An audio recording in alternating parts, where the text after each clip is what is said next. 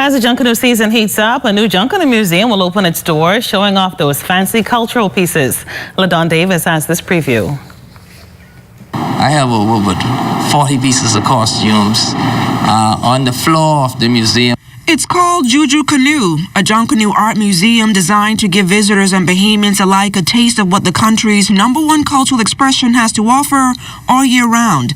Designer and tailor Victor Juju Johnson was influenced by the late architect and Junkanooer Jackson Burnside to carve out all things uniquely Bahamian to exhibit for future generations. I do most like dances, small costumes.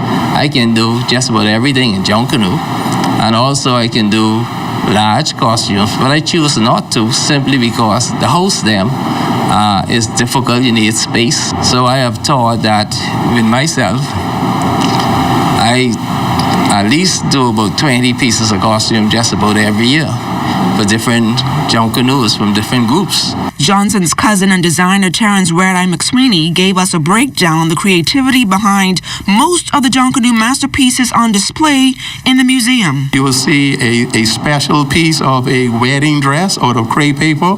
You will see crepe paper being used in different art designs and form. You will see the different structures of costumes that he does. And being an experienced person who was trained and did his tailoring training over in New York, he has brought all that back home. And while Johnson agrees that the Bahamas is rich with talent, he believes more must be done to promote Junkanoo products on the world stage.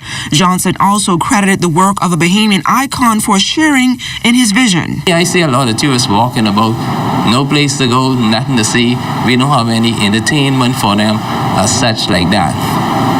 And you know, I admired a good friend of mine, Barabbas. He's doing a wonderful job in doing things like that, you know. And I thought about this about maybe 8-10 years ago to do this. The Shell Saxon superstar at heart plans to do a soft launch at the end of the month. LaDon Davis, ZNS Network News.